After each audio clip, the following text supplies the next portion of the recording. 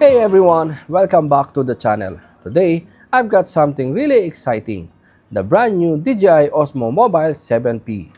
DJI's latest smartphone gimbal just dropped, and I'm about to unbox it, test it, and let you know if it's really worth upgrading. Let's dive in.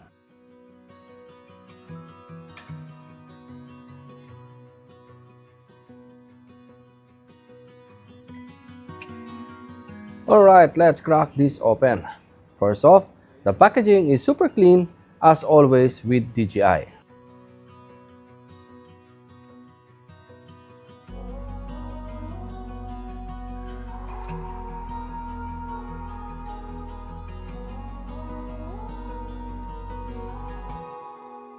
We've got the Osmo Mobile 7P itself, a USB-C charging cable, a wrist strap, and a magnetic phone clamp, which I love for fast setups.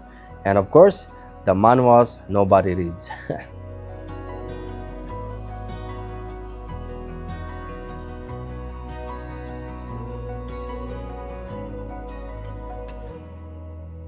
First impression, it feels really lightweight, but solid in the hand.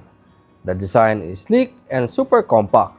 You can easily toss this in your bag without it taking up much space.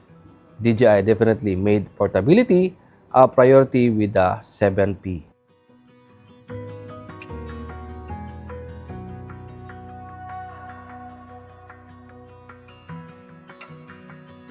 Now let's talk about what's new. The 7P has upgraded stabilization tech which promises even smoother footage compared to the last version. It also has the latest Active Track 6.0 which should lock onto your subject like glue, even if you are moving fast.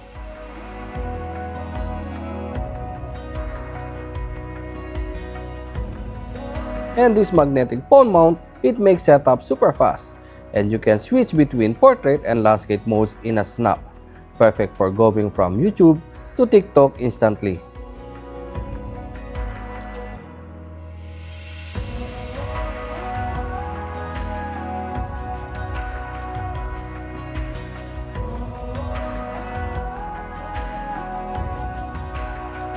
For vloggers like me, DJI added new gesture controls and better battery life, around 10 hours, so it's ready for long shots days.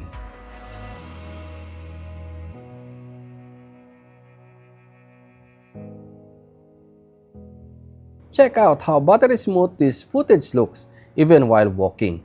The stabilization is crazy good. This is handheld with no post-production stabilization.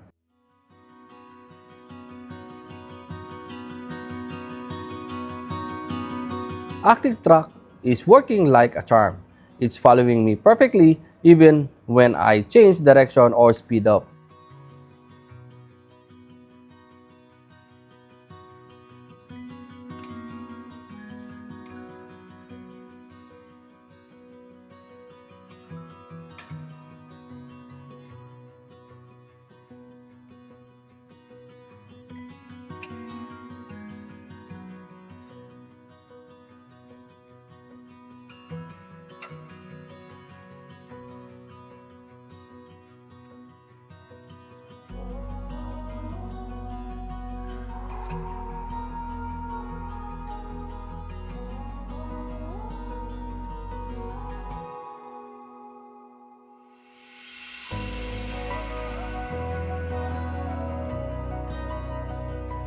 So after spending some time with the DJI Osmo Mobile 7P, I'm honestly impressed. It's lightweight, super easy to use, and packed with features that makes content creator way smoother. Whether you are a vlogger, a traveler, or just someone who wants professional-looking footage from your phone, this might be your new go-to gimbal.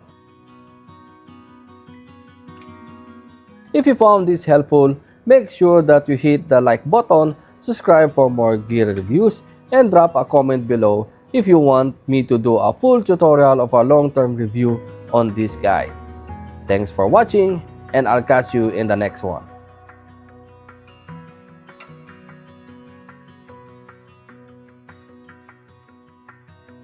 If you like our background music, check the audio. These platforms offer tons of background music and sound effects.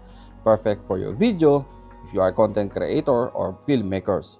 Check the audio. They have these two cool AI, the Link Match and the Hans AI. Easy to use, and you will get the best music that's perfect for your content. If you want to avail the 70% off, please check the link on the description on this video and use my promo code to avail the 70% off on Audio Pro for 1 year. And if you are searching for a film emulation, check this Dehancer. They have a film emulation set that brings your photo and video film look and nostalgic effects.